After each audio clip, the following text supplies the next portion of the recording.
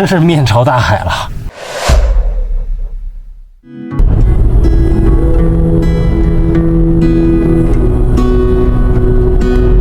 车开在两边没有什么遮拦的公路上，风吹来，车会有那种左右摇摆的感觉。乌兰察布境内到处都留有拓跋圭活动过的足迹。乌兰察布以前就叫吉宁，星河县也是乌兰察布的一个县。哇，很开阔。然后这国道的路况也很好，假期里面车也不多，就是驾驶起来非常舒适。这两边景色很好，但是这个前面这爆毒的车跟了半天了，因为它这个弯弯曲曲吧，这不太好超车，很少有直路，而且这爆毒前面还有别的大卡车呢。已经出了河北省，在内蒙古境内，也就是乌兰察布这边，应该是它的那个星河县有一个叫察尔湖的地方。这个察尔湖是在乌兰察布的东北边。察尔湖的蒙古语意思是春天的湖，它位于乌兰察布星河县的牙门号村。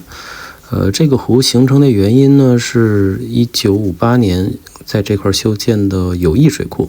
之所以叫友谊水库，也是因为它是河北省上邑县和内蒙古自治区星河县之间，是两个省级地区的交界，所以取友谊也是缔结两个省的友谊的这么一个关系。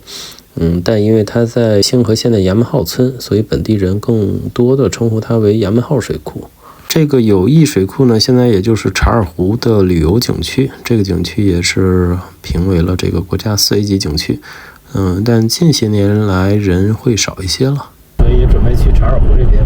天空中是一朵一朵的棉花糖，然后前面是一辆爆毒车，明显感觉气温低了很多，然后两边的树叶不少都已经黄了。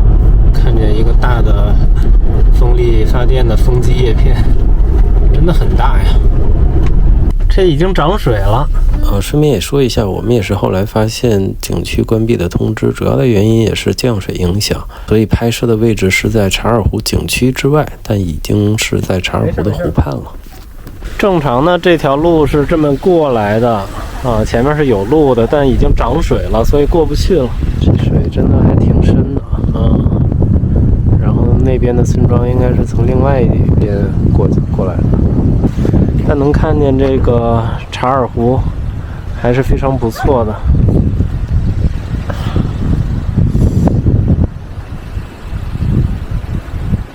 这个湖水看着是干净的，但肯定不是那种湛蓝的那种。哇，好冷！看看哇，这真是面朝大海了。什么警察？这样出来了。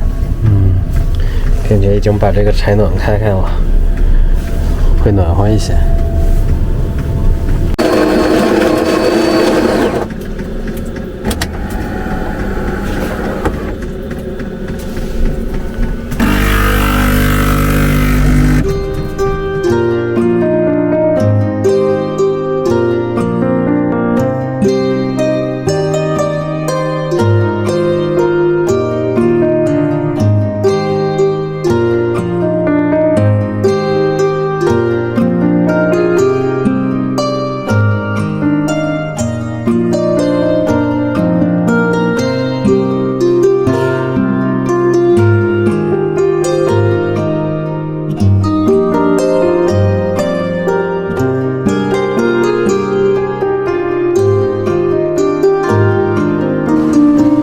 这边妖风比较凛冽呀，但好在车里面非常暖和。